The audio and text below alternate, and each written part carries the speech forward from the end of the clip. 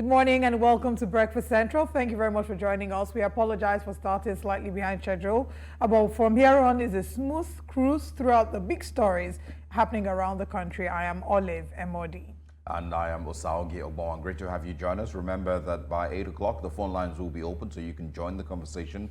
Have your thoughts on any of the conversations that we're having this morning. You can also tweet at us at News Central Television and or News Central TV, I beg your pardon, and let us know your views on any of the conversations that we have your way. But let's quickly share with you what our top stories are this morning. Nigeria's food inflation hits 40.87 amid rising food costs. And we also have Kano Assembly passes second-class Emirates bill. That was a very quick reading through and a quick passing of that. We'll talk about that shortly. And it's still war in Rivers State with the Pro-Wike lawmakers shutting down Rivers government expenditure. Nigerians divided over 150-day duty-free importation policy. And we have the newspaper front pages where you get to be a part of the conversation. But for now, let's bring you breakfast headlines. Good morning and welcome to Breakfast Headlines for a Wednesday. My name is Mazino Appeal. Now, Breakfast Headlines begins in the west of the continent where a high court of the Federal Capital Territory in Maitama, Nigeria on Tuesday refused an application by the former governor of the Central Bank of Nigeria, Godwin Emefiele, to be granted permission to travel to the United Kingdom for a checkup. Emefiele is being prosecuted by the Economic and Financial Crimes Commission on an amended 20-count charge bordering on procurement fraud, obtaining by precedence, and also forgery, while he held sway as governor of the Apex Bank. At the resumed hearing on the application for medical leave, the trial judge, Justice Hamza Muazu, held that Emefiele failed to supply sufficient reasons to show that the medical trip was essential and unavoidable. And in more news away from that, the Rivers State House of Assembly, led by Victor Okujumbo, has condemned the resolution by the Martin Amewale-led House barring Governor Siminalayi Fubara from spending public funds. The Speaker, Victor Okujumbo, stated this in his opening remark during plenary on Tuesday. He said that Amewale and the 24 others whom he described as former members of the House what they did was unfounded and without validity. Now, about 52 primary school students who sat for the 2024 National Common Entrance Examinations into Unity schools were caught performing examination malpractice. This was made known by Nigeria's Minister of State for Education in the nation's capital, Abuja, while announcing the results of the examination. The minister says that out of 71,291 students that registered for the exams, about 66,931 candidates sat for the exercise. 4,360 were absent. Out of the maximum obtainable score of 210, one candidate obtained the highest score of 203, while 13 candidates obtained the lowest score of 1. This year, an unprecedented number of 52 candidates, 2 candidates from Lagos State and 50 candidates from Rivers State, were involved in examination malpractice. Has adjourned its plenary in honor of a member of Parliament, Ekene Adams, who recently lost his life. The Speaker of the House and other members of Parliament described the late Adams as a man of the people who will be missed by all colleagues.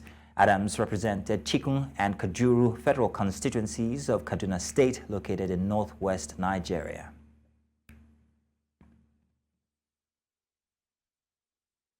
As we mourn the loss of Honorable Ekene Abubakar Adams, let us also celebrate his life, his achievements, and the lasting impact he has made on his constituency and our country. Our thoughts and prayers are with his family, friends, and all those who had the privilege of knowing him. May his soul rest in peace. Thank you. Honorable Ekene Abubakar Adams was a very dear member of the 10th Assembly. He was very well loved by all his colleagues. He was a grassroots politician to the core. He came to the House on the platform of the Labour Party in Kaduna State. And he also chaired the House Committee on Sports Development. And was described by many as, one of those that Right Honorable Abbas Tajuddin got very right in terms of his appointment as chairman of the House Committee on Sports. Because aside of being a former footballer himself, he was also a football club owner and administrator, and someone that very well understood, the issues around sports development, especially as the grassroots. My prayers for his family are that may the good Lord grant them the fortitude to bear this irreparable loss. And as we speak now, we are all going to his house to offer condolences to his family and his Abuja residents. And that's all on Breakfast Headlines. Thank you very much for joining. Back to Osauge and Olive. Good morning to you guys, by the way. Good morning. Thank you very much, Mazino, for bringing us the stories. There's some of the stories we've talked about that we'll dig into further when we have guests joining us much later this morning. Well, we'll see you at 9 a.m. Thank you. All right. More conversations to come up right after this break. Imagine your favorite meal costing double of what it did last year. Well, for Nigerians, there's no need to imagine, because that's the harsh reality for many of us as food inflation continues to soar. President Bola Tinubu declared a state of emergency on food security in July 2023 due to rising food prices following the removal of fuel subsidies. However, food inflation has risen by 13.89% between July 2023 and June 2024. That is from 26.98% to 40.87%. Now, the government's efforts to tackle the issue have fallen short, and the decision to suspend duties, tariffs, and taxes on importation of certain foods for 150 days has drawn criticism from farmers and experts alike. Now, joining us is financial analyst Kalu Aja. Good morning, and thanks for joining us.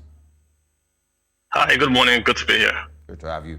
I'm going to start with, your thoughts on the actual inflation figures. There's people who argue that what we currently see is not even the real or the reality of what it really is. I saw that Stephen Hanke puts us at 101% inflation. So do you agree with what, the NBS is giving us, or do you think that it's maybe even worse? Well, I think we just have to go what the MBS is giving us because it's the official number, right? You can calculate your own inflation, get your own basket, see what the difference in price, say last year and this year is. You'd get a higher figure than 33%. But just because the MBS is the official number, we have to go with that. There are many ways to track prices. It's clearly higher than 33%, but I would default to that number because it's official. Okay, so now let's talk about the divide on the 150 days free import duties. Federal government is looking for every opportunity to tackle the food security problems that we are facing. Dr. Adesina recently criticized that move, saying that we cannot tackle inflation and food insecurity by looking at importation, and that it defeats the purpose. So what side of the divide are you on? And, would you say that there's sense to either side of the argument? Well, inflation in Nigeria is a food problem. That's simply it. The CPI, that's the Consumer Price Index that measures inflation, is about 51% food. And food is driving the increase in prices. So clearly, if you decrease the price of food, you are able to address inflation. From the past administration till today, we have not increased the yield and output of food in Nigeria because of many issues. Security, the banditry going on in the Middle Belt and the northern areas that produce most of the food has not abated. Hence, the supply of food has not matched the demand for food in the cities. So reasonably, to cover that gap, you've got to import. It's not a good response. It's not a long-term response, but you really have got to import to introduce supply so the price goes down. It can't be a long-term solution. It's going to be part of a solution that says you import today, you invest in your agricultural, but the way you can do it really, you can't do monetary policy and increase the supply of food. So the criticisms are textbook. The reality is that we've got to increase supply of food in Nigeria, and the one way we can do that immediately in 3 months is to import food.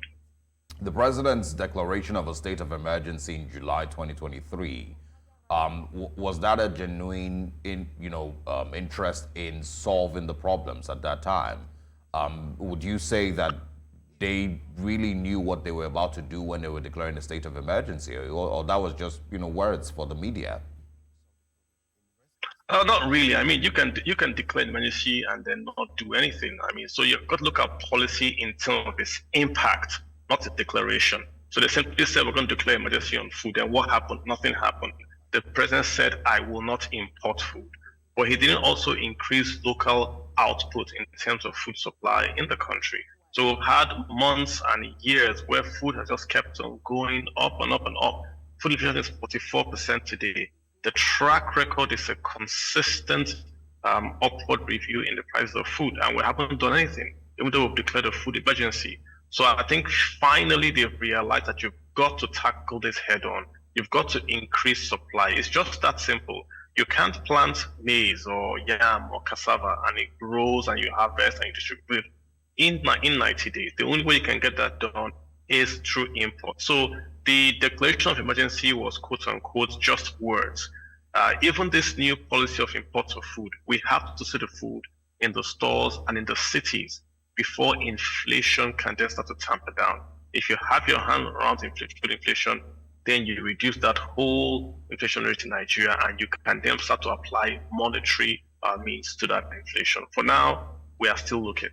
Okay, but, so this is what I struggle with, because we've just gone through the Buhari administration where we saw pretty much similar attitude towards solving these issues, which is just words. And even when it was insecurity challenges, the president then, the former president, will give marching orders to security agencies. But it turns out to be just words. There's no actual interest or political will to follow up on those words. So where would you point the problem to?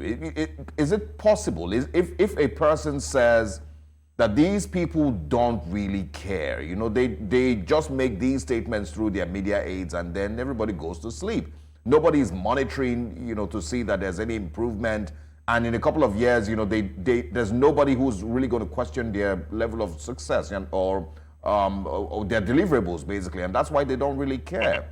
Would that make sense?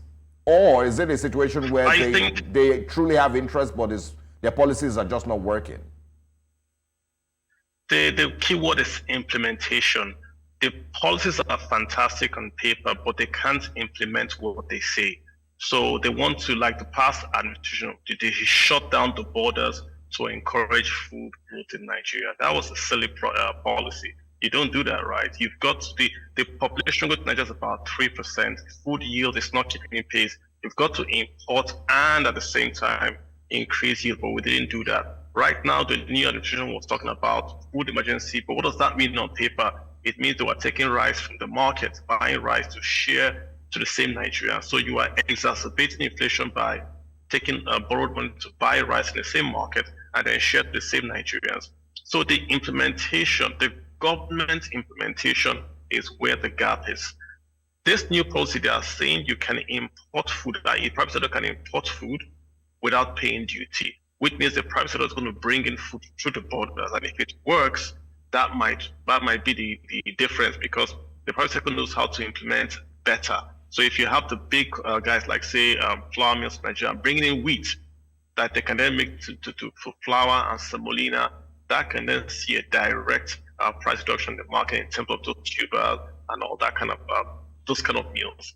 But the government's problem is implementation. It's not the policy. They say it, but they can't implement it. Somewhere down the chain, it gets broken. That's where they have a big problem with.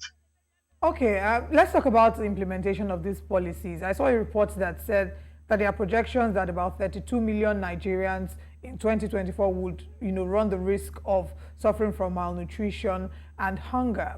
Now, we are seeing that there are several policies that have been, put in place beyond the 150-day duty-free importation policy. There's also the federal government distributing 20 trucks of rice to the 36 states, and all of these other measures that have been put in place to sort of mitigate the harshness that Nigerians are currently experiencing. Let's come to the distribution of rice. That's another one that people have criticized. What are your thoughts on it? Do you think that that's maybe an efficient policy, or do you think that it wasn't really necessary? I think it's just a waste to go buy rice from the market and share to people. You are making inflation worse. If you take cash to the market, of course, you are the biggest spender because you have government money. So prices go up. So the guys that cannot buy rice with government money are going to buy rice at an increased price. What they should have done is what they've done now. Allow the market to be, say, zero tariff. So everybody can import food. The big players, the small players, everybody can import food. Look at the problem. When you are a trader, if you are selling tomatoes, for instance, when you price your tomatoes, you add your profit. You also add the inflation expectation to your price of tomatoes. So because you know the inflation is going to go up, you increase your price of tomatoes to capture the increase in tomato prices next month. But if you know there's going to be imports of tomato coming to Nigeria, then you don't add that inflation expectation price to your tomatoes. So costs stop going up and start to dip southwards. That's what's going on. And taking cash to just buy rice, you are telling the traders that there's going to be new money coming to the market and that prices are going to go up. You need supply, not supply of naira, but supply of the goods, i.e. the food in the market. That's what brings down the price. If you take naira to the market, the prices are going to go up.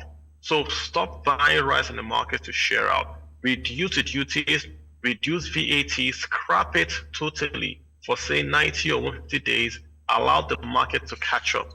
Then you also focus on the long-term value chain, distribution, storage of the already harvested food. Otherwise, this will just going to be a short-term stopgap. You've got to also focus on the insecurity and the value chain to allow this price reduction to stick. Otherwise, it goes down, then it's going to go right back up again. Yeah, I mean, every time you mention the agricultural value chain, it almost seems like a reminder that none of these things will be sorted out, or will not see any relief in inflation figures in the next long while, because we're talking security, electricity, transportation, storage. There's many things, factors that need to come together. But from your projections, do you see that maybe in the next 2-3 years, there might be an improvement in the food prices that Nigerians are currently having to deal with? Thirdly, what's going to happen if that imports are going to come in and take over the local production, unless you fix the insecurity. If you don't fix the insecurity, rice is cheaper in America, India, and China. That rice will come into Nigeria to replace local production of rice because it's cheaper. It's cheaper to make rice in America and China than Nigeria. So you've got to fix the cost of doing business in Nigeria. Otherwise, once Nigerians taste cheap imports, they won't go back. So if you then want to take away that cheap import from Nigerians, it will be like you're removing a subsidy. There will be an uproar. Once there's cheap bread, it's very difficult to make that bread expensive again. So the government is doing the right thing, but this should be a part of a medium to long-term plan. I say it again, if you do this, prices are going to come down. But if you don't have a plan, say after prices have come down in the next 3 months, what do we do next? Where's our value chain? Where is our cold chain? How do we take away the bandits that have causing the rice not to come from Kebbi to Lagos? If you don't fix that, then this will become a new subsidy that will stay forever. Just like you had the PMS subsidy that was short-term, but that became long-term. Food subsidy will be here to stay. You can't give people cheap bread and then take it away. It's more difficult than that. So it has to be a part of a long-term plan. It's not a solution. It's got to be a short-term solution. Otherwise, you've dug yourself into a fiscal hole that you can't come out of. All right. So does this in any way tie back to what Dr. Adesina had said earlier? When he had said that we can't import our way into food security because, of course, whilst, like you've mentioned, when we open up ourselves to cheaper options from the food that is being imported, we are stripping the local producers and the farmers of the opportunity to be able to, make some earnings as well, because it affects their businesses. So in a way, does that give some credence to what he has said? The point what he has said is that there's no option. Nigeria has no option but to import. It's different from, say, what happened in, say, Europe when they had COVID, and then, of course, you had farmers not going to the farms, So they had a downfall in output, hence they had to import for short term. In Nigeria's case, it's a systematic security issue. It's a national security issue that farmers cannot go to farm. If farmers can't go to farm, then what do you do?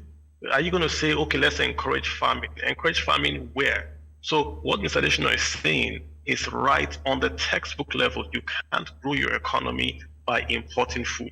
But the reality is that if you go to the farming areas of Nigeria, the middle belt, the north, where you have this large acreage of farming, there's a breakdown of law and order. Farmers are paying tributes to bandits to farm.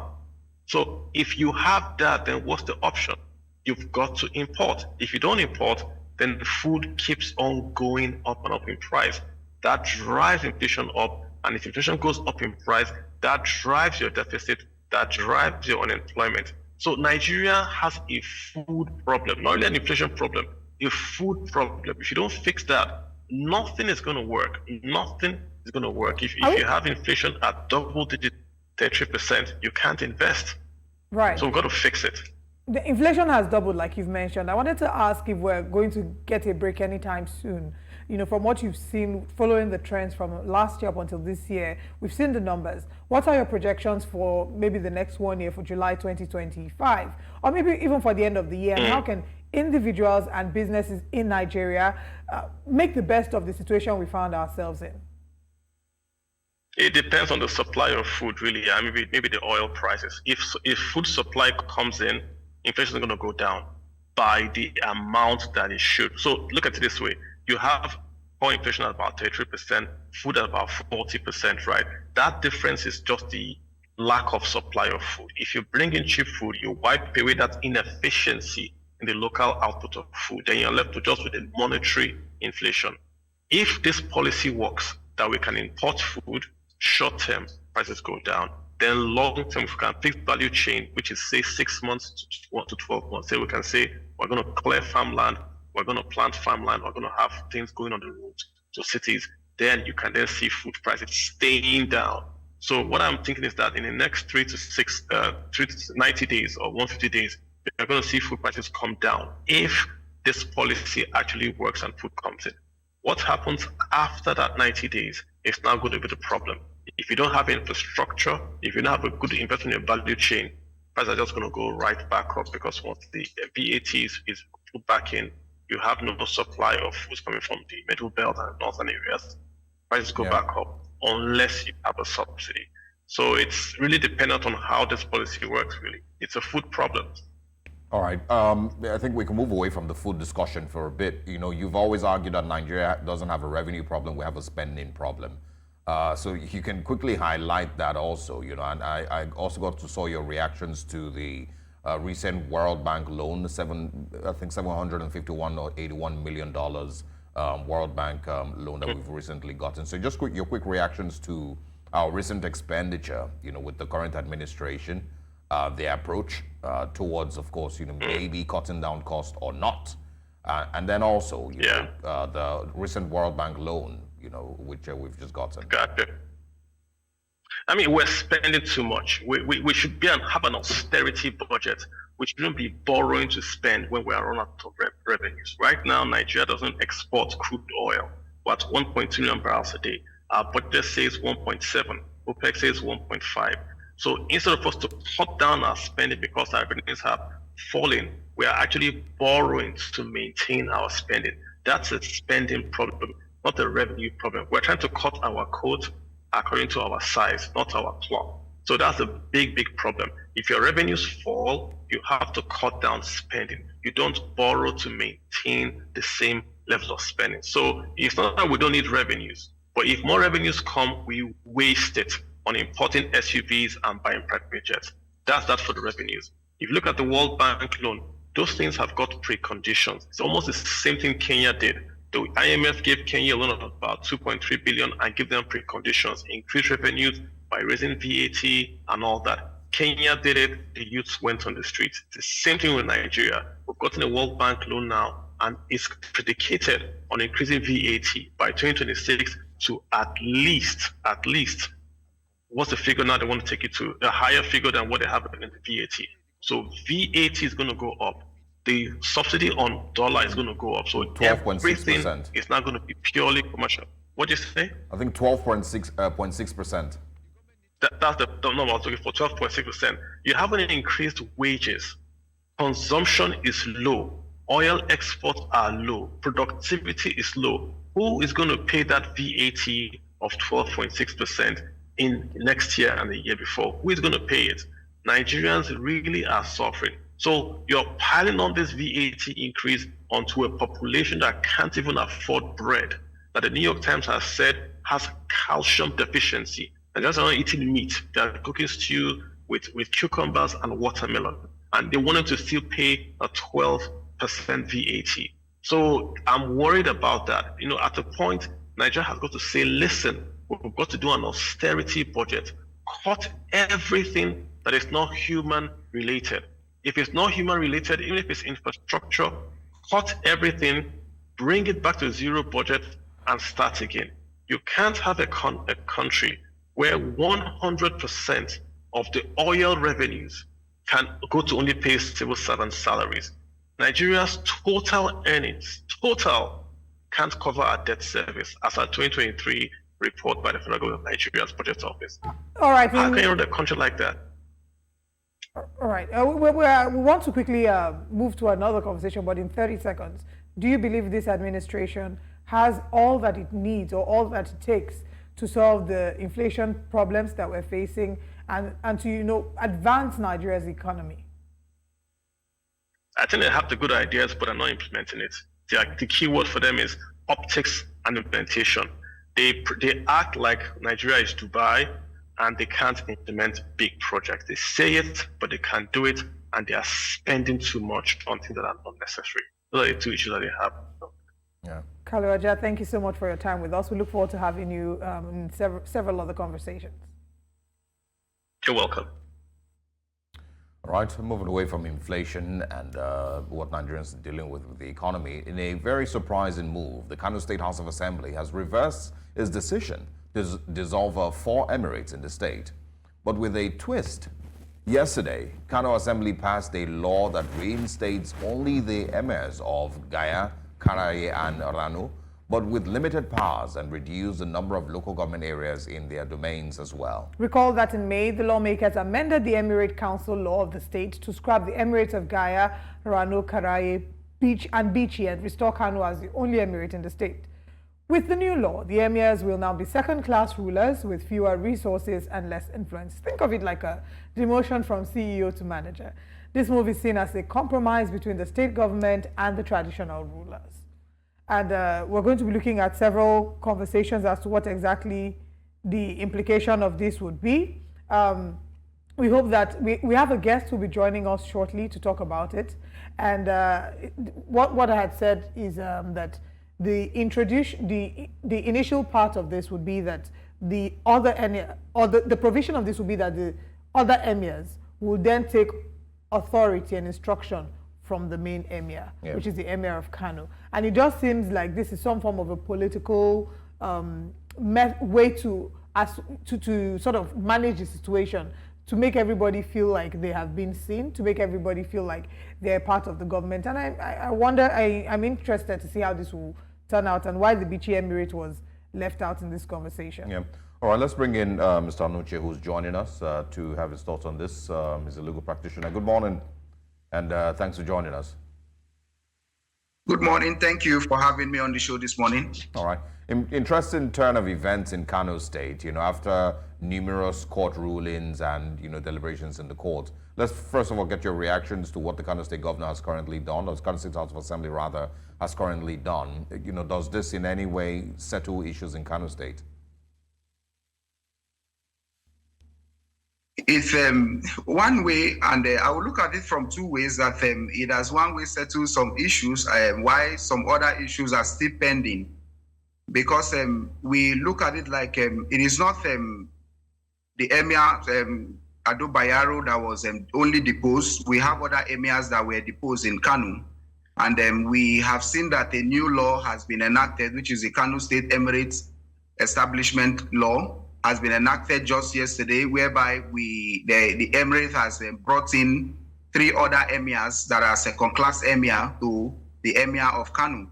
So I look at this particular decision as a decision that the State House of Assembly has done because they are representative of the people, and it is only the belief that it is the people that are making the decision from the way it ought to be. So I look at it like it is a progress in terms of trying to see how they can settle the issues on ground.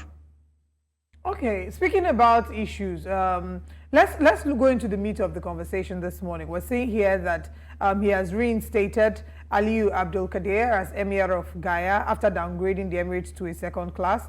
We've also seen that he has reinstated Emir of Gaya, and the new appointees in Karaya and Rano will serve as second-class emirs and subordinates of the Emir of Kano, Lamido Sanusi.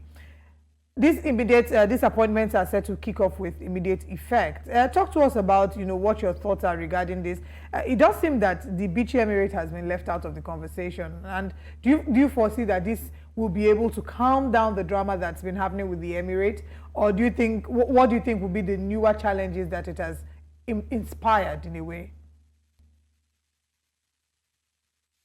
From my own reasoning of the matter, if you look at the emirate that was created, one thing you will notice is that the former territories or the former local government that were controlled by the former emirs of these areas that was deposed have now been shrinking down or be reduced to certain local governments. And when you look at the areas that is controlled by Emir Sanusi Lamido, you will notice that more has been added to the Kano Emirate to make it bigger than what other emirs, second-class emir, are controlling.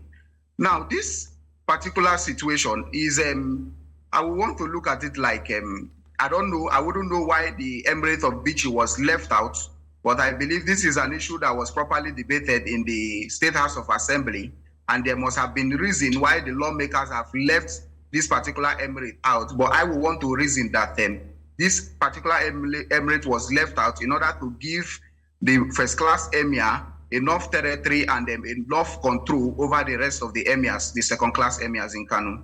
Yeah. Is this also maybe in reaction to the ruling on Ado Bayero and Emir Sanusi? And where do you believe that this leaves both of them? If you recall, you will notice that there is a particular ruling that was given by judgment that was given by the High Court in Kano on Monday, whereby the High Court has gave an order that these emirs that were deposed should not parade themselves as emir. So from the State High Court that has the jurisdiction to go into this matter, I feel that the matter has been settled and then the court has given its judgment from that particular case. So I do not see any conflict in what is happening. I don't know if there are other cases that may spring up as a result of this, although we know that parties has right to appeal. So we look forward to see if an appeal will come out of the decision of the court that was made in Kano on Monday. Going forward, I think it's important to talk about the role that the judiciary has in this issue in Kano State. It was quite an embarrassment to the judiciary. We're seeing issues of conversation about jurisdiction where courts that had no business speaking on chieftaincy matters were involved therein. Talk to us about the role that the judiciary has to play and how we can prevent further conversations like this where we're seeing that there's a misappropriation of jurisdiction in conversations surrounding politics and chieftaincy matters in the nearest future. If you notice the conflict that has happened so far in this Kano Emirates matter, one thing you will notice is that the court has actually tried to justify the reason for diving into what we have termed chieftaincy matter. We saw the Federal High Court try to create a distinction that the matter before the Federal High Court was that of fundamental right and not that of issues that has to do with chieftaincy.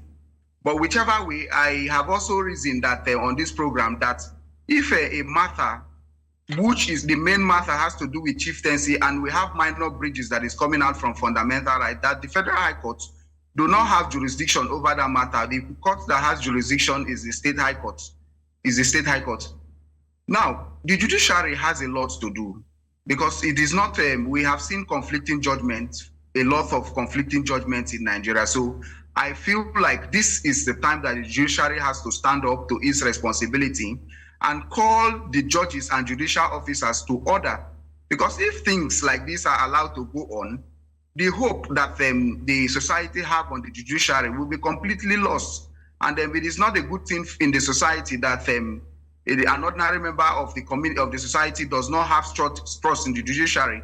And if the judiciary cannot be trusted, then we don't see anywhere that we can run to when we have issues to settle. All right, Samson Onuche, we just had a little time for that conversation. Thank you very much.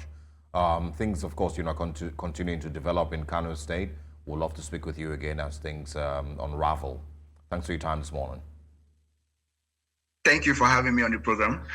It will be great to actually hear from the people of Kano State to see how well they've embraced this new arrangement. We know that they held the emirate in such, and they hold the emirate in such high esteem. We saw a number of them go out to the streets to protest. So it'd be great to speak with the people in Kano State and see if they're satisfied with this new updates regarding how the emirate is going to be handled going forward. I mean, good thing you mentioned this, and I think, a separate discussion aside all the legal and political angles to it, really is my worry with these things is the more we hear of crises like this and involvement of government and the courts and politics, with regards, the traditional leadership of any area, I think it continues to belittle, or in bit by bit, it belittles the way those places should be revered, basically. We are desecrating the sanctity of the culture. That's exactly what we're doing, and you can't not see that politics has a huge role to play in the crisis that we're seeing. And we're also seeing the same thing happening in Edo State, where the Oba is going to court every 2 days, or his chiefs are going to court every 2 days. So, and it, for me, it belittles the sanctity of those traditional palaces, which I feel is a problem, and might be a bigger problem going forward. I grew up in an era where the palace, the kings, the emirs, the obas, all of them, they revered to the highest level. I mean, we grew up here in Obano the good transfer, because it was just a thing of, that these people are planted here, they're planted to lead their communities, they are respected, they are regarded very highly. There are rules governing how you can even approach the palace. There are certain people that can't approach the palace dressed in a certain type of way, because it was seen as, as sacred. Yeah. But that sacredness has been taken away. That's my fear. And I understand, we're in 2024. A lot of things are different, with the world generally. But, I'm just not comfortable with these things and the way that they seem to be playing out, and involvement of politics in these matters, the involvement of politics in the palace. That's my only challenge. There's other, states where we've also seen their traditional rulers dip themselves in mud where they shouldn't. And of course, that one you can't blame politics for it. But anyway, that's my point. Welcome back to Breakfast Central. If you're just tuning in, thank you for joining us. You've missed a lot, but we have the newspaper front pages, which we'll be reviewing shortly. And this is the point where you also get to be a part of the show as we open the phone lines and you can call in. But joining us this morning to review the front pages is Public Affairs Analyst Razak Olokoba. Good morning. Thank you for joining us. Thank you for having me. Good morning. Good to have you. Let's head into the Punch newspaper. The front page of the Punch newspaper this morning reads, local government autonomy, 13 states rush to hold council polls. Bauchi fixes local government poll for August 19th. Kogi election holds October 19th. Jigawa, Imo, Anambra, Abia, Katsina, Kebbi, Benue set for exercise. At the top of the paper, minimum wage, Labour threatens 30-day strike. Alleges plan to decentralize talks. Federal government warns 22 states of 5-day massive flooding. NNPCL meets military, police to curb oil theft. Food security, reps invite CDS minister over ungoverned spaces. 1 killed, journalist shot in Kenya, fresh protest, not again. Court declines Emefiele's request for foreign medical trip. Crypto billionaire techpreneur arrested for alleged fraud and terrorism funding. U.S. promises timely delivery of attack helicopters to Nigeria. That's all on the front page of the Punch. Let's head over to the next paper. All right, on the Daily Trust newspapers this morning, domestic airfares. Trump regional tickets. It's very interesting.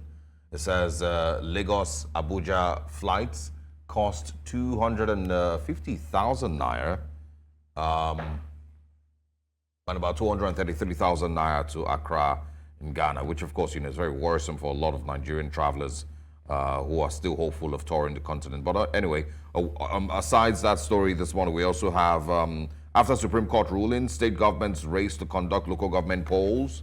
Kano government signs bill creating 3 second-class emirates. Zamfara attack. 5 women escape as 5 men are killed, or rather 5 men killed by bandits are buried.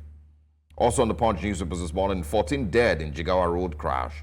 PDP governors meet in Enugu to discuss NWC and Rivers issues. Rwanda's Kagame wins 4th term with 99% of the votes. Very interesting.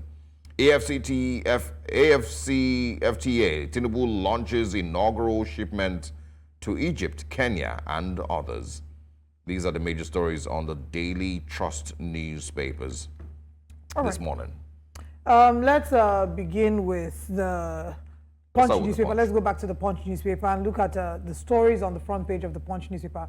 There's so many to look at, but I think we should start with the minimum wage. Let's not look at minimum wage again. Let's look at the massive flooding. Federal government wants 22 states of 5-day massive flooding. Flooding has been a problem that we've faced, and we're still facing it. The past week, we did see heavy rainfalls here in Lagos and different parts of the country. Would you say that so far we've made adequate move to prepare ourselves for the flooding? For what, these are sometimes many people will say the results of climate change, but the government has a role to play in terms of clearing the drainages and preparing the state. So would you say that we've done good work so far to prepare ourselves for the incoming flooding? Flooding is a global challenge, and countries of the world who are found culpable in harassing the nature made preparation for the challenge that we are facing today long ago. They have institutions in place. Perforation of ozone layer has led to global warming, and in the Arctic, ice as big as the whole of Africa has caved in, and that's why what led to surging of water into countries of the world, acidic rain. So in Nigeria, we have our own peculiarity, and we must not go at the pace the rest of the world are going. And that is why I commended the Lagos State government for bringing back Saturday environmental. There are things you have not done in your own country, and you want to move at the pace. You see, America knew what they are doing to the space. So you think the Saturday environmental is a way for us to combat flooding? They have emergency situation for some of the challenges. They knew that a day like this will come. But Africa is not part of that abuse. We didn't know. It was a shock to us that some of these things are happening to us. So the Saturday environmental is to build that into your consciousness. I was coming this morning, I saw something. I will also engage the Minister of Environment about it, the way the workers are doing their work. So if you don't build that into the consciousness of people, still poured their refuse into the drainage up to today. But Saturday environmental brings that consciousness. You drop something on the road, something you clear yesterday with the neighborhood, you see somebody doing it again. So you raise alarm over it. Maybe the question would be, let's even ask Nigerians. I want to let them know that the phone lines are open and ask them if they're willing to come out for Saturday environmental, and if it should be something that should be optional, or if it's obligatory. Because I personally, I will not come out to clean. When challenges because I have people who clean my house. Then you now tell me to come out on Saturday and be clearing. When challenges are called, that means you are not trying to build yourself into. I will pay. I pay service fee for a certain reason so that I can. If you come out, it might be superfice free. You might not. I'm not saying you should carry it. It can be. No. That's what I'm saying. You can engage someone to do it for you on Saturday. It's not compulsory you do it. But what you are saying is that the arrangement we made for what is happening today in Africa is not enough. And we have accused America and Europe and all of them that all these emissions, it's not from us. Why must we pay the same penalty for you? Must pay penalty. So the crisis is on ground already. And they knew how to take care of themselves. So for us, if you don't take care of nature, nature will harass you. All this flooding, we have to take extra steps in ensuring that those floods no longer occur again. So it's a challenge that we don't have to use the regular method the rest of the world are using. There's no Saturday, people don't restrict movement. But when challenges like this come, movement will be restricted. COVID-19. You have made this a responsibility of the citizen, and you have not highlighted the role that the government has to play. But the government has agencies that sweeps, that clear drainages. But what I mean is that it has to be complemented. For particularly Lagos, the resources in the hand of Lagos is not the same resources that is in the hand of Bayelsa or other state. But the responsibility of Lagos is far higher than any other state. And I've said this, nobody has challenged me, that upon expert research that was conducted, Lagos should not people more than 10 million in population. But today we're over 25 million. So when you want to make Lagos safe for all of us, the role is not meant for only the government alone. Okay. That reality was down on us. I don't want us to waste too Let's much, not say exactly, but just to let our audience know that if you want to be a part of this conversation or any of the conversations we're having this morning, if you want to react to the Saturday environmental, in fact, we should ask you, would you come out if the government says every last Saturday of the month you must come out to clean and clear the gutters in your environment? Will you come out? The numbers. Yeah, the numbers on your screen. I just wanted to mention that it's currently just Lagos State. It's not a nationwide. So let's start. I mean, that's how it usually starts. It starts from one state and then it can go around. And I did mention yesterday. Other states have never cancelled for one day. Some states have not cancelled. Some states have not cancelled for one day. I don't know any state that is still doing. In Kwara, in Ondo, in Ekiti.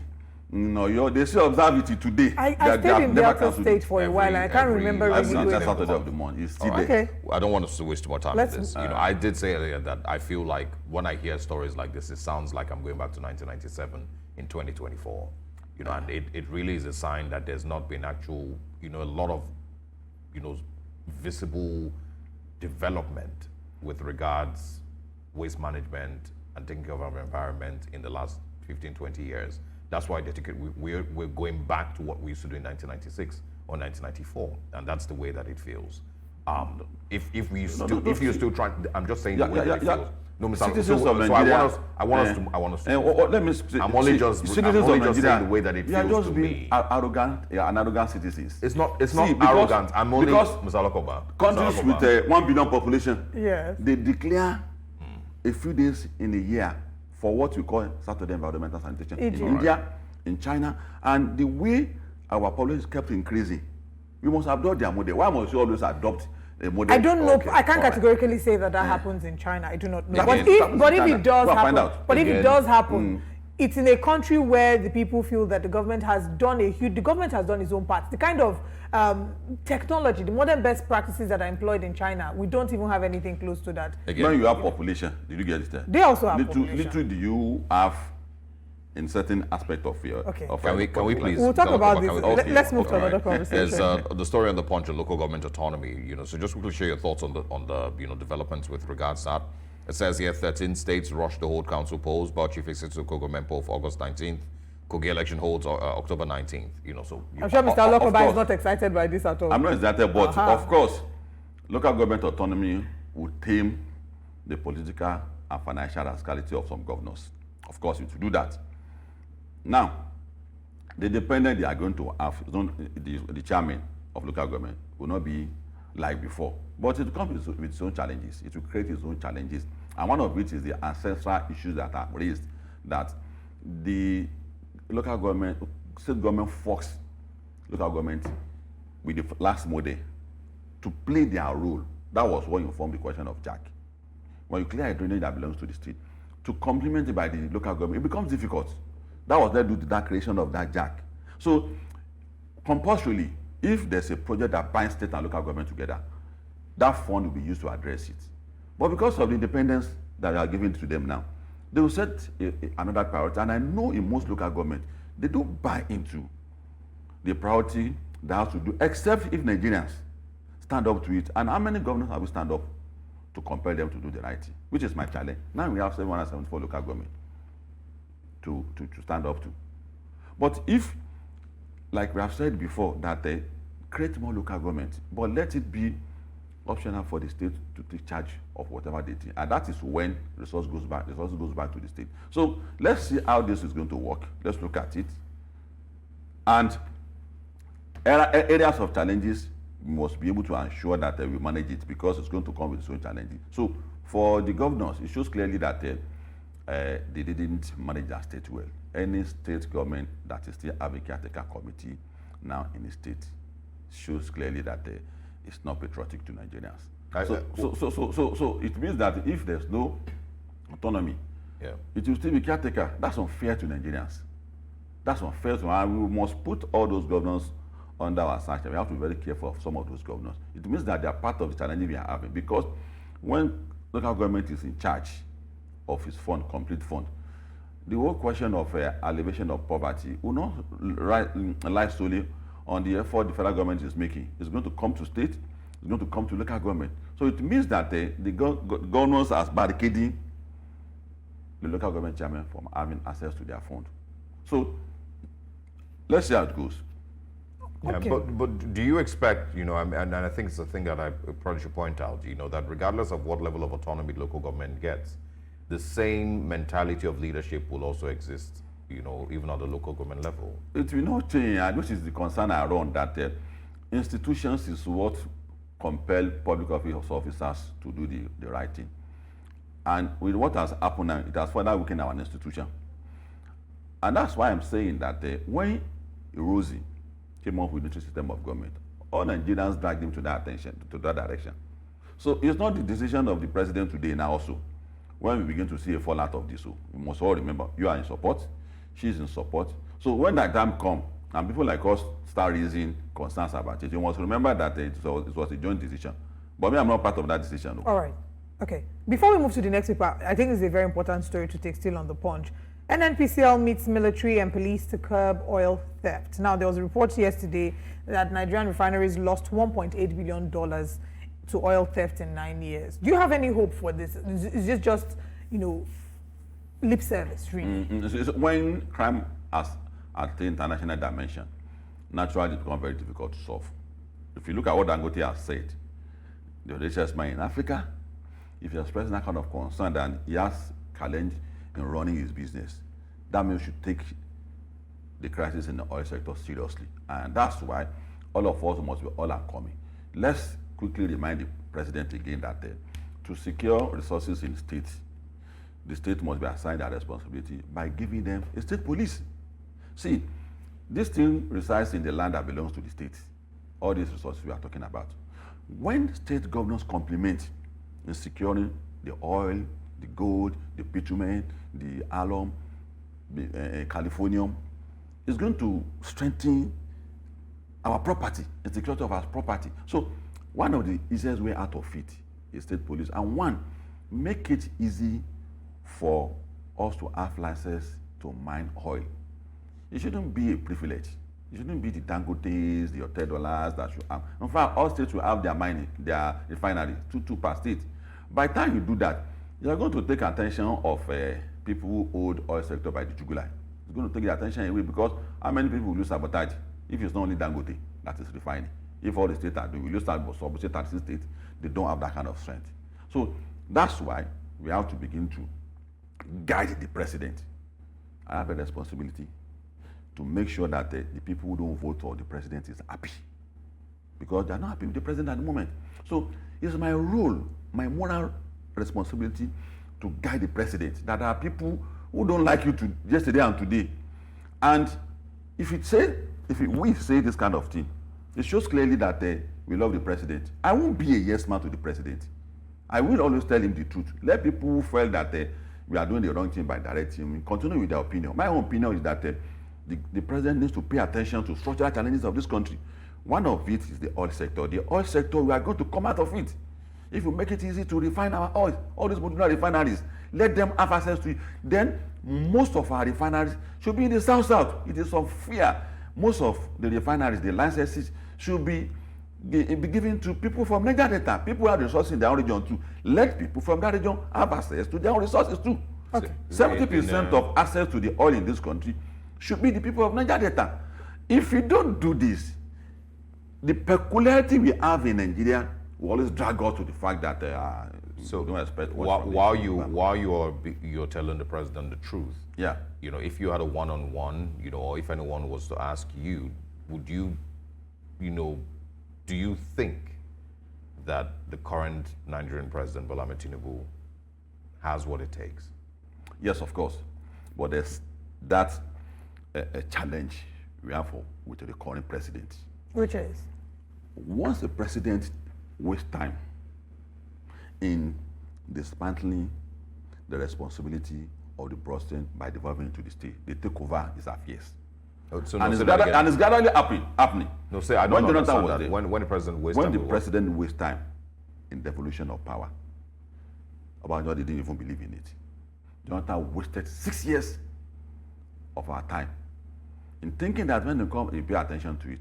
Buhari had little faith. what do you mean by in structure. devolution of powers now? Devolution of power, what I mean is that the role the president play in Nigeria is too much. He's the one in charge of security, the police, Okay. 25 million people. Power sector is Mr. President. Oil is Mr. President. Earth is Mr. President. Tell me any country in the world where No, this but I kind of mean, if model that's works. not- so if if that's I not have going to one-on-one, happen, if if I that's- have one-on-one with the president, Yes. the question I will ask him is that what did he think he wants to do to make this structure work that the previous president has not attempted to do? Nothing. There's nothing new he wants to do to make this structure work.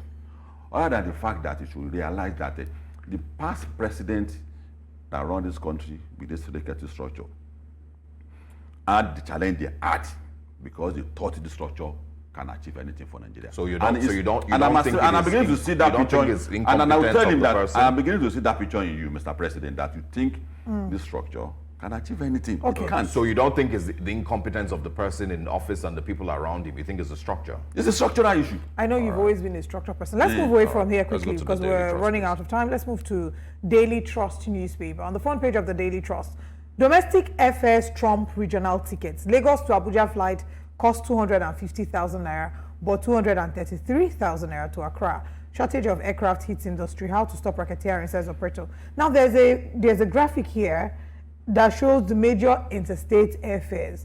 Lagos to Abuja one way 280,000, Kano to Abuja 230,000.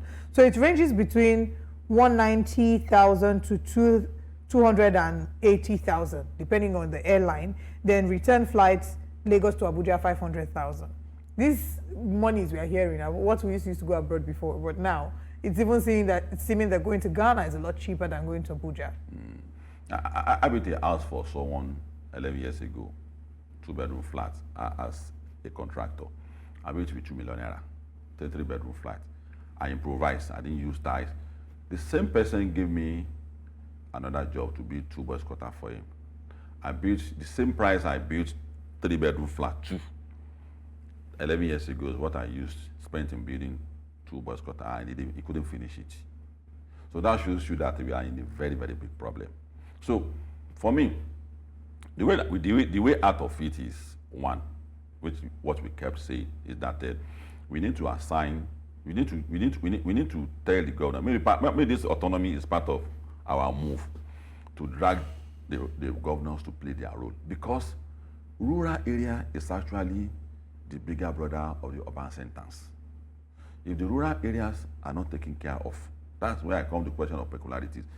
Resources, raw materials come from rural areas. So we must pay attention. So food and other essential things of life play very substantial role in the prices of commodities. People go to market to buy the same thing. So the businessmen who operate other sectors, transportation and some of these things, will not consider the prices of food without fixing their price. So they consider the price of other commodities, which goes to the landlord too. The landlord didn't buy any block, but the landlord who is using his private property to run business will also consider how much the children is paying for school fees, the transportation, before he is going to fix his rent. So the way out of it, like we have said over and over again, is that it's not to address our problem in isolation. The challenge in the airline sector is not because the guys in charge are not patriotic. It's because we have challenges in our areas of life. So let's look at our challenges simultaneously if we want to come out of it. We can't say, oh, the prices of what are we going to do about it? It's an umbilical cord. Once the prices of food keeps going up, it's going to affect other areas of life. Who do you blame for the price of food? continuing to Who rise? do I blame? It's government. It's the government. So do I you can't blame because the this is- government or do you blame the structure once again? No. See, the challenge we have with the food in Nigeria is as a result of the characters of some of the governors in our state, which is misplaced priority. There is no state in Nigeria that cannot produce one crop or the other.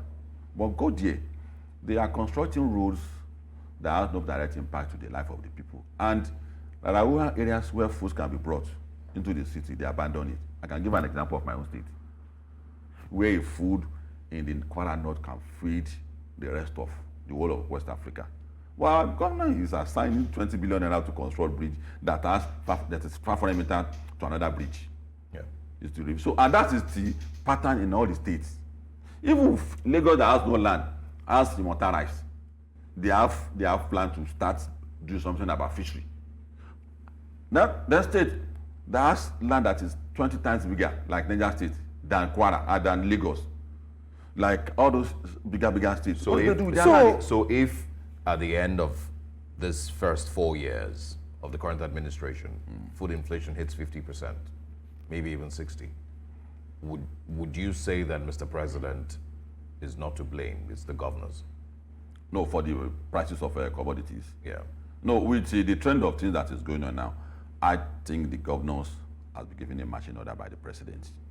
I'm just asking. This is what I'm asking. To blame if at who? the end of the first 4 years, if in 2027 we see that food inflation, which is currently about 40%, is at 50, 55, maybe 60%, would you say that President Bola Tinubu failed? I can't see prices of commodities coming down. No, that's not the answer. I'm asking, what I'm saying is that would you say that the at the president beginning failed? of this government, I have told you that I don't have any hope that the first 4 years of this government will reflect on our life with this particular this structure, which has answered your question. That there's nobody under the sun that can achieve what you have in mind. In those points, because you said that you're going to be honest with the president. So would you be able to say to Mr. President in 2027 that you failed? If we don't see any improvement, and we've seen that things have been reasonably way worse than they've ever been. It's 50-50. I will blame Mr. President for the structure, for not the structuring, and I will tell him that is what is responsible. And then who has the other half? Then the second 50 of the blame, Yeah. which is not going to blame, which is going to be a praise. That any president that has locomoted Nigeria with this recursive political and didn't collapse on his head for 4 years has done his best. No. With this recursive political Okay, structure. I mean, back to the Don't let us create a blame game. Let's face our challenge. Let's have at the back of our mind. And I keep saying this. And you think I'm expressing this because I want to impress the president. I'm not saying. Did you vote? Did you vote in 2020? Why did you vote? Why did I vote? Yeah, was it with the hope or the expectation that there would be devolution of powers and there would be restructuring? Yes. From who? From the president, because we are part of it. Yeah, but did Mr. President, say that was one of the things that he was going to do? Yes. He was going to restructure. Yeah. And that has been my focus with him. You can say that I've been consistent about it, that I've been warning the president that please don't be tempted to No, think what that I'm asking is, did President Tinubu say when he was campaigning that one of the things that he must do is restructure Nigeria? Look at his manifesto. I'm saying, did he say it? It's part of his manifesto. Okay. When you say the structuring, you don't have to express it. But when you say you are going to look at the police institution, the way it is, we are going to do something about it. That's the structuring, the power sector. You're going to look at it and do something about it. Yeah, and do something about it. And the power sector, the way it is, cannot guarantee us 24-hour power supply. That's the structure. It's expressing it already. It's defining it. What it means. It's not. No. What I mean is do something about when it. you say the structuring, structuring, the definition of structuring is what he has said. There are police institutions, which he has not started doing. But What I'm Mr. asking Lokoba, you is, and that's my own area of agreement with you. Okay, Mr. My own area of Lokoba. agreement is you is that, but our own area of disagreement is to pronounce that he has failed. To me, with this structure, But all of this conversation started because I asked you a question about the domestic airfares and how incredibly expensive they are. Jet A1 fuel is selling as high as 1,100 to 1,250 naira per liter. Yeah. So who would you say, or what would you say is the cause of this? Because you started talking about food, and I'm not quite sure how that relates to the cost of domestic the cost airline. of all those things is the reason why the price of other things are going up. You can't pin a sector down not to increase their price when the other sector, the prices are increasing. You can't pin it down. And that's why I recommended that let us look at the genesis of our challenge. The genesis of our challenge is that the oil and gas sector, at the state at which it is now at the moment, there can't be any succor for us, which has affected the airline sector. So if we are serious as a people, you can't, tomorrow we'll talk about police again. And you say that I should not talk about other things. And the reason why we have security, the primary reason is because there is bad economy. All right, there's so many angles to look at. I mean, when we're looking at this Jet A1, it's looking at the oil sector. I can't recommend subsidy. Suppliers, you know. The best way is to start, to have said that you should start subsidizing it, which I will not. Okay. There's also the conversation about, they've met with Dangote, the local domestic airline operators have met with Dangote. There's also the conversation about Dangote and NNPCL and the role that the government has played in, I mean, our guest yesterday said we should go and ask the government why they are trying to frustrate Dangote. And but that's a conversation for another day. Mr. Olokoba, thank you for joining us. We'll have you join us some other time for more conversations. All right, and if you're just joining, there are more conversations that we have this morning. We have Which Way Nigeria, which comes up next. Sometime last week, Nigerians got to watch proceedings from the National Assembly as Senator Ahmad Lawan, the senator representing Yobe North Senatorial District and former Senate President between 2019 and 2023, shared his views on the current realities of the average Nigerian and how Nigerians are dealing with very tough economic times and how many people are struggling to eat even one meal a day. Now, they say whenever a man wakes up is his morning. And so this morning, we are saying, good morning, Senator Ahmad Lawan. Ututuoma, as the Southeasterners will say, Ekaro, Inakwana, distinguished Senator Lawan. We hope that you slept well.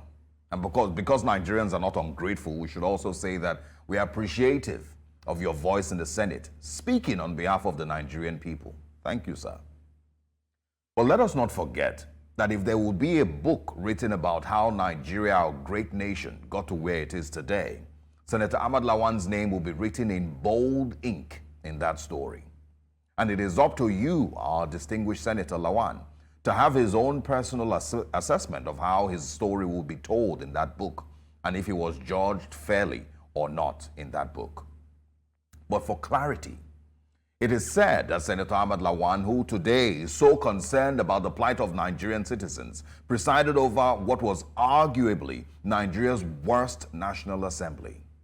And I purposely used the word was because the current National Assembly might give you a run for your money.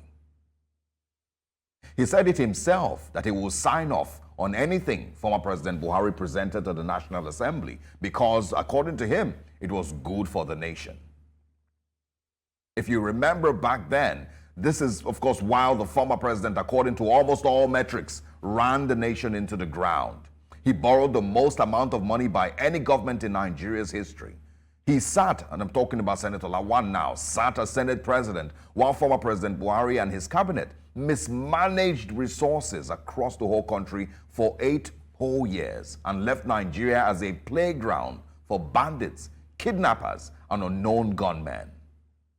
Again, good morning, Senator Ahmad Lawan. And when that book is written, it will tell that the poverty and hunger didn't start last week. It didn't start with the current administration either. While you sat as Senate President, the former administration took Nigeria to become the poverty capital of the world. You watched, of course, while the Naira redesign disaster took place. The former administration took Nigeria through 2 recessions in 5 years. The Naira lost 70% of its value and had the most number of Nigerians fleeing Nigeria in search for greener pastures elsewhere. And not once did Senator Ahmad Lawan and the rest of the National Assembly speak up boldly about the tears of Nigerians and challenge the former administration to do better. Not once did Senator Ahmad Lawan refuse any loan request from former president while Nigeria's debt profile worsened. So again, good morning, Senator Ahmad Lawan. Again, we're happy that you found your voice, but it just might be a little too late because Nigerians have truly gotten used to a National Assembly that doesn't represent them or fight for them. And from your time as Senate President, you seem to have set the blueprint for the current National Assembly. And Nigerians can only hope, even though very faintly, that the current National Assembly does better. Now, every single member of the National Assembly sits there as a voice and the conscience of the Nigerian people. And with each passing administration, these National Assembly members must take an equal share in the blame for failing the Nigerian people who did absolutely nothing wrong but trust you with their votes. And it's a painful level of betrayal when you all fail the Nigerian people. So good morning again, Senator Ahmad Lawan. As we wait for that book to be written, I hope that it's a representation of you and the role that you played. And I hope that representation of you is true and is fair. Good morning, Nigerians. The Rivers State House of Assembly, led by Martin Amewule, has directed Governor Siminalayi Fubara to stop spending funds from the state consolidated revenue funds. This comes after the expiration of a 7-day ultimatum for Fubara to submit the 2024 budget for approval. The lawmakers claim that Fubara has violated the Constitution by spending without an appropriation law. The Assembly has resolved to notify the federal government, banks, and donor agencies of the development and to advise them not to have any transaction with the Rivers State government until the issue is resolved. Joining us this morning is PDP chieftain Colin Odu. Good morning, Mr. Odu. Honorable, thank you for joining us this morning. Good morning, my people, and good morning, Nigerians. All right. It would seem that Rivers State Governor did keep true to his word or his threat of not representing the budget. And I don't know if some would say that the worst has happened, but what are your thoughts on what's currently happening, where Rivers State currently is? It just feels like another day, another drama. Yeah, you're right on your last statement. Every day, one drama. But on this, I think that my thoughts are that the law should take its course. Disregard the noise you're hearing. For now, the law is actually taking its course. Right Honorable Martin Amewule is the Speaker of the Rivers State House of Assembly and had issued first on resumption. You recall that when Justice Wali issued an order preventing them from holding their sittings, they stopped sitting and they waited until that order was vacated by the appeal court, handing over the reins of the assembly back to them. So today, I will ask Nigerians to disregard the noise being made by Oko Jumbo. He does not have the backing, the backing of the law to do whatever he's doing. So therefore, we will not bother ourselves over a man who sits in the comfort of his home to make noise, which has no effect. Well, how do you think this plays out? If the governor doesn't represent the budget and, of course, there's a difficulty with spending and carrying out government projects, because of the crisis between the government and the governor and the House of Assembly, where do you think this leads Rivers State? It's unfortunate that the governor has said to flout all known laws, including the deceit on the president. The governor, when an impeachment notice was served on him early this year, he ran to the president to intervene. And when the president intervened and made the assembly to withdraw the impeachment notice, he abandoned the agreement which he signed onto and decided to be disobeying all laws. Like you said, the House of Assembly members, on resumption after the appeal court judgment, informed him through a letter, not just sitting, informed him through a letter, asking him to submit the budget within 7 days. If he has the Rivers people at heart, he would have kept aside all issues and put Rivers State forward, because these people were acting based on an appeal court judgment.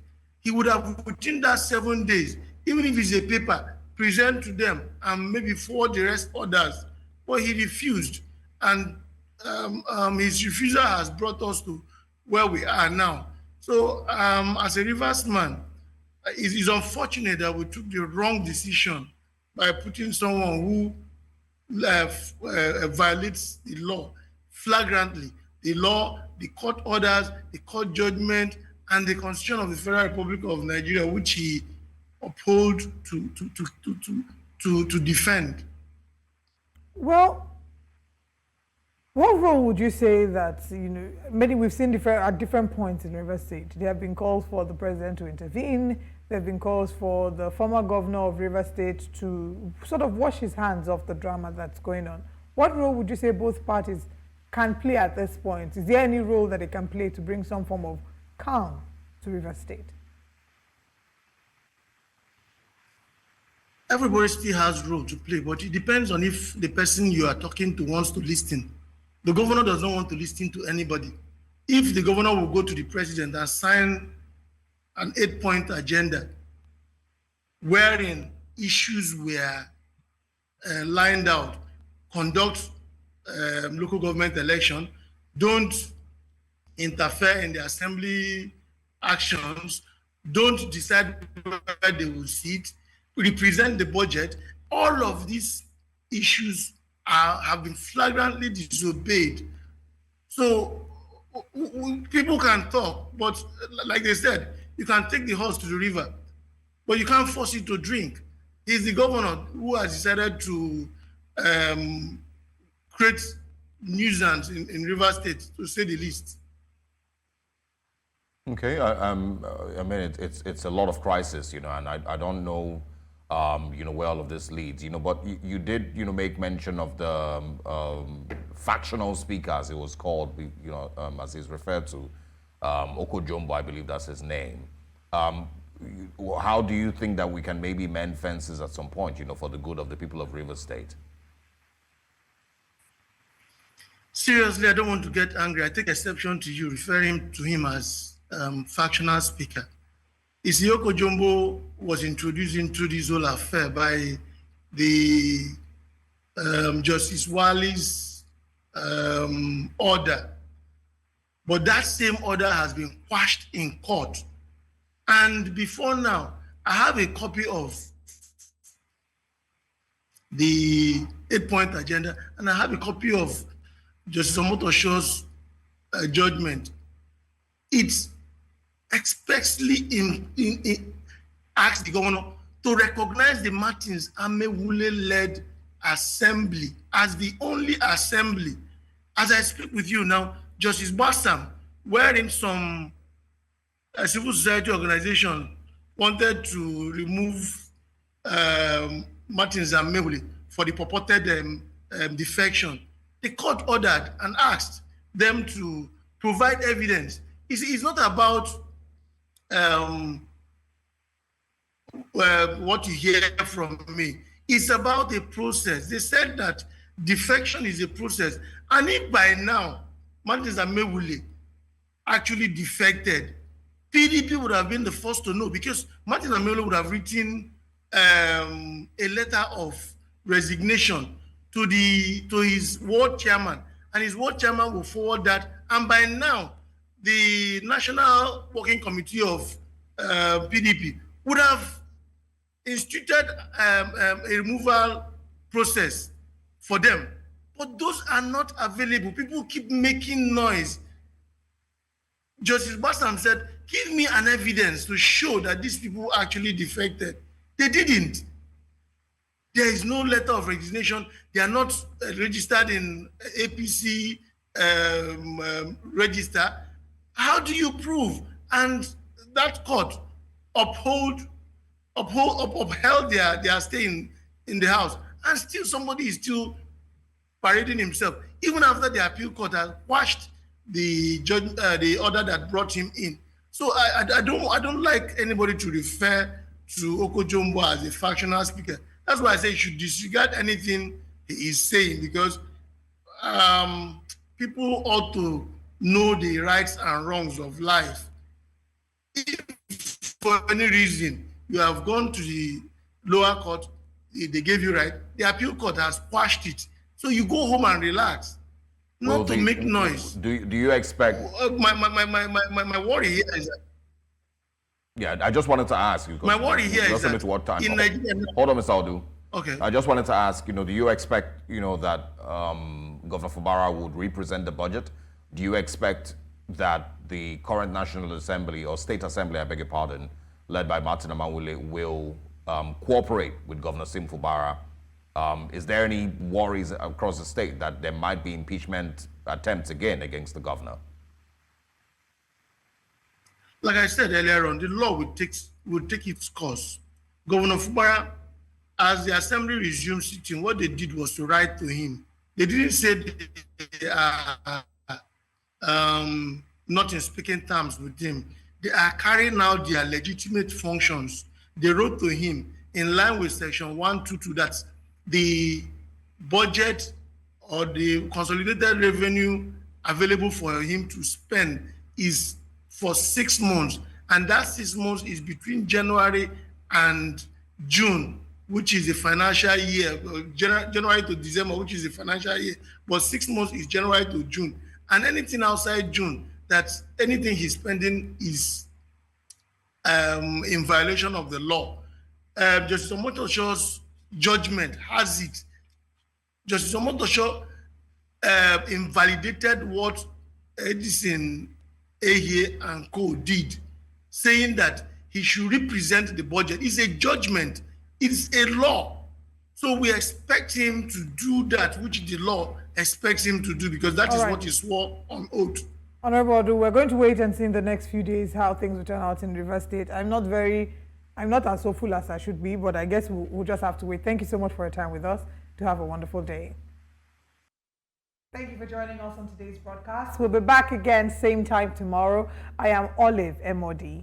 And I am Osaogi Ogbawa. See you tomorrow. Have a good day.